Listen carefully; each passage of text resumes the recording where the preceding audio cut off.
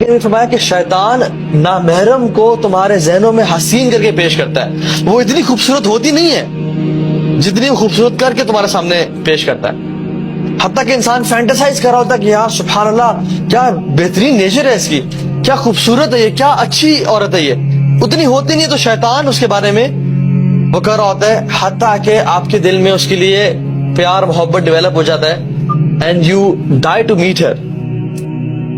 اور جب آپ میٹنگ کرنے جاتے ہیں تو آپ کو نہیں کہتے تم نے تو یہ چیز ذہن میں نہیں ہوتی کہ تم نے اس کے ساتھ برا گناہ کرنا ہے.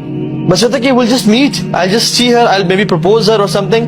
لیکن what happens is ہمارے پاس کاؤنسلنگ میں لڑکے آتے ہیں اور کہتے ہیں کہ ہاں بھائی ہمارا ارادہ بھی نہیں تھا لیکن حالات ایسے بنتے چلے گئے کہ ہم سے یہ گناہ ہو گیا اور اب کیا کریں، کیا اللہ معاف کرے گا؟ اور پھر آتا ہے اور کہتا ہے کہ اب تم نے اتنا بڑا گناہ کر لیا، اب تم اسے چھوڑ دو گے یا تمہیں اللہ تعالیٰ معافی نہیں کرے گا؟ تم کس طرح رب کے سامنے معافی مانگو گے؟ تم نے تو یہ پرومس کیا تھا کہ میں یہ گناہ نہیں کروں گا. تو اللہ سے بھی نا امید کرتا ہے. آدم علیہ السلام سے اس نے یہ گناہ کروایا نا، لیکن توبہ کروانا، کیونکہ فرسٹ ایکسپیرینس تھا اس کا آدم کے ساتھ علیہ السلام، توبہ کروانا جو ہے نا اسے نا امید نہیں کر سکا. آدم علیہ السلام نے کیا کیا؟ ربنا ظلمنا انفسنا وان لم تغفر لنا وترحمنا لنكونن من الخاسرین. تو اس نے ارادہ کیا کہ آج کے بعد میں ان کو گناہ بھی کرواؤں گا اور کہوں گا کہ تم اس منہ سے توبہ کرو گے. 100 چوہے کھا کے بلی حج کو چلی. یہ جو باتیں ہیں نا کہ اللہ سے نا امید کر دینا، this is how شیطان plays. تو we have to understand کہ ہم نے شیطان کو ٹیکل کہاں پہ کرنا ہے. the first thought comes to our mind، اس کو وہیں پہ روکنا ہے. اور ہم بات کریے کہ ہمارے بیہیویئرز کس طرح بنتے ہیں. چلا second thing is whenever you do some wrong action, whenever you sin، حدیث میں آتا ہے کہ ایک ڈاٹ کالا دبا دل پہ لگ جاتا ہے، پھر ایک اور گناہ کرتا ہے دوسرا دبا، تیسرا گناہ کرتا ہے ایک اور دب، اور وہ لگتے لگتے لگتے حتیٰ کہ انسان کا سارا دل کالا ہو جاتا ہے اور اس کو پھر کچھ سمجھ نہیں آتی. پھر وہ قرآن پڑھتا ہے اس کو رونا نہیں آتا، پھر وہ نماز میں کھڑا ہوتا ہے اس کو فوکس ڈیولپ نہیں ہوتا، پھر وہ لیکچر سنتا ہے لوگ رو رہے ہوتے ہیں اس کو رونا نہیں آتا. وہ کہتا ہے یار مجھے کیا مسئلہ ہے، مجھے اثر نہیں کر رہی چیزیں. اس کی وجہ یہ ہے کہ کچھ گناہوں نے اس کو جکڑا ہوا ہے. یہ بندہ ایسا ہے جیسے امیجن کریں اس کے گرد لوہے کی چینز لپٹی ہوئی ہیں جو کہ اس کو مسجد جانے نہیں دیتی. چاہتا تو ہے لیکن کوئی یہ چیزیں روک کے رکھتی ہیں، اور یہ کیا ہے؟ یہ گناہ ہے انسان کے. تو الٹیمیٹلی دبا لگتے لگتے لگتے انسان کا دل کالا ہو جاتا ہے، حتیٰ کہ اس پہ باتیں اثر نہیں کرتی. اس پہ رب کا قرآن پڑھا جا رہا وہ اثر نہیں کرتا، حالانکہ اس چیز کو پڑھ کے لوگ رو پڑتے ہیں، ان کی سسکیاں نکل رہی ہوتی ہیں، لیکن انسان سوچتا ہے کہ یار کتنا عرصہ ہو گیا میں نماز میں فوکس نہیں کر پا رہا. وہ چاہتے ہوئے بھی کہ وہ فوکس کرنا چاہے نماز میں، لیکن پھر ڈسٹریکٹ ہو جاتا ہے، وہ حیران پریشان ہوتا ہے. اس کی وجہ آج ہم سمجھ لیں وہ ہمارے گناہ ہیں. اگر ہم اپنے گناہ چھوڑ دیں اور توبہ کر لیں اللہ تعالیٰ سچی، تو ہم دیکھیں گے کہ ہمارا دل عبادات میں لگنا شروع ہو جائے گا. وہ کہتے ہیں نا کہ منی بگیٹس منی، پیسے سے زیادہ پیسہ آتا ہے. اسی طرح سے گناہوں سے زیادہ گناہ آتے ہیں. جتنا انسان گناہ کرتا جا رہا ہو اتنے مزید گناہ آتے جاتے ہیں، اور جتنا انسان نیکیاں کرتا جائے اتنی نیکیوں کی توفیق مزید ملتی جاتی ہے.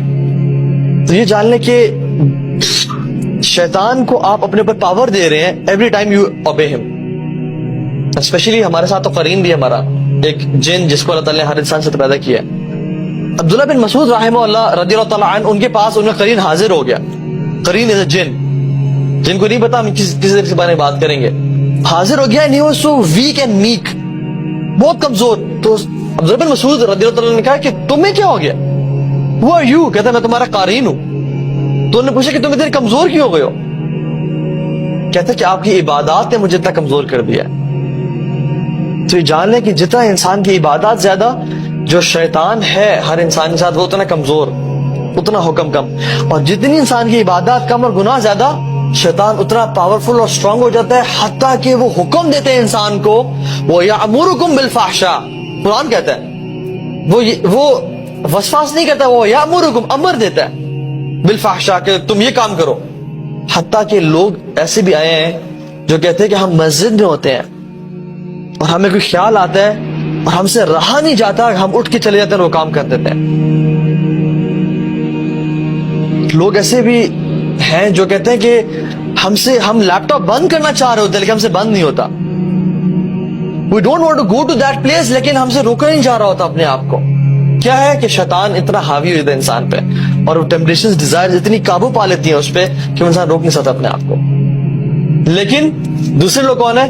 ان عبادی لیس لک علیہم سلطان, کہ میرے جو بندے نا اللہ تعالیٰ کہتے ہیں کہ ان پہ تمہارا کوئی بس نہیں چلتا, تمہارا حکم چلتا ہی نہیں ہے. یہ لوگ کون ہیں؟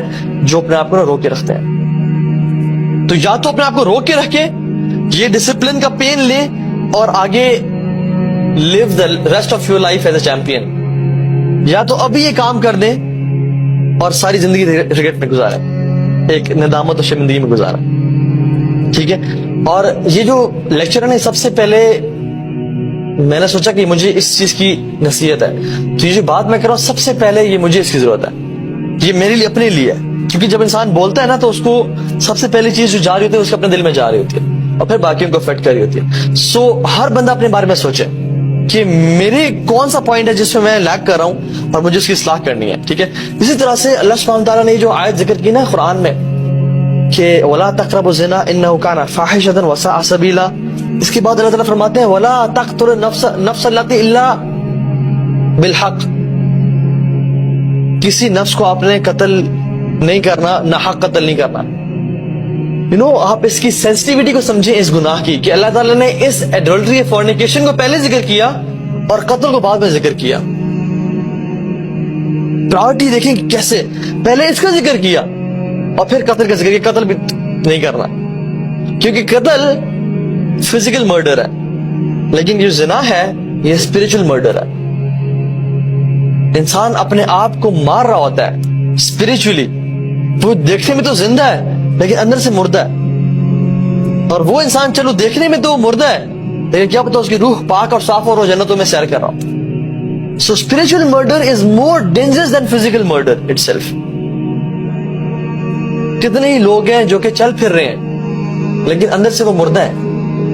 کیوں ایسا ہوتا ہے کہ جو یہ پاپ سٹار سنگرز ہم یہ دیکھتے ہیں آج کل, ایمی وائن ہاؤس کو دیکھ لیں, رابن ولیمز کو دیکھ لیں, سیلیبریٹیز, آسکر ونرز, بلینئرز, ٹریلینئرز, جن کے پاس پوری دنیا ہے, لوگ ان کو ٹچ کرنے کے لیے, ان سے سیلفی لینے کے لیے مرتے ہیں اور چیختے چلاتے ہیں.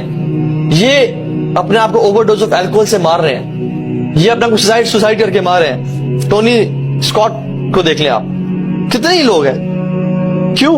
کرٹ کوبین کو دیکھ لیں آپ, کیونکہ ان کا جو اندر ہے نا یہ مر چکا ہوتا ہے, ان کو زندگی کا مقصد سمجھ نہیں آ رہا ہوتا. They are living beings, they are everything. ساری زندگی انہوں نے باڈی کو فیڈ کیا لیکن سول کو کبھی غذا دی نہیں, اس لیے وہ تڑپ تڑپ کے نا مر جاتی ہے. اور جب اندر سے انسان مر چکا ہو پھر اس کی لائف جتنی بھی امیزنگ ہو نا, جتنا مرضی پیسہ اور وہ گولڈ پلیٹڈ واش روم میں کموڈ سے بیٹھ رہا ہو یا اس کی گاڑی گولڈ پلیٹڈ ہو, اس کو زندگی میں مزہ نہیں آتا. لیکن اگر اندر زندہ ہے نا تو اس کو ایک کھجور ہی کھانے کو ملے نا تو اس کی زندگی امیزنگ ہوتی ہے. اللہ کے نبی کو دیکھ لیں, صحابہ کو دیکھ لیں. ایک صحابی رومن ایمپرر کے پاس گئے اور کہا کہ اس نے کہا کہ تم کیا میسج لے کے آئے ہو, اگر تمہیں مال چاہیے, دولت چاہیے تو ہم تمہیں دیتے ہیں, تم کیا ہم سے لڑو گے آ کے, تم کیا تم اسلام کے میسج کیا تم چاہتے ہو؟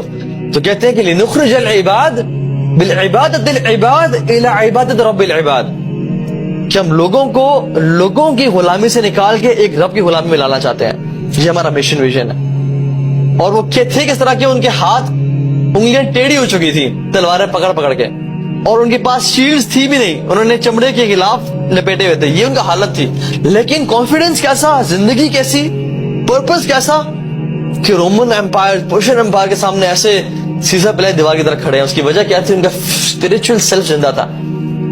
اور ہم آج کل ایسے کیوں ہو گئے, حالانکہ ملینز میں اور بلینز میں مسلمان, لیکن وہ کشمیر پہ حملے کرے, جس پہ مرضی حملہ کرے, ہم ہل نہیں پاتے کیونکہ ہم اندر سے مر چکے ہیں اور شیطان نے ہمیں مار دیا. تو اس لیے سبحانہ تعالیٰ نے اس کو پہلے ذکر کیا, اسپرچل مرڈر کو, اور پھر فزیکل مرڈر کو ذکر کیا کہ تم اس سے بچنا لازمی, اور یہ بھی بہت بڑا گناہ ہے. تو you have to see the sensitivity of how Allah subhanahu wa ta'ala places ayat of Quran.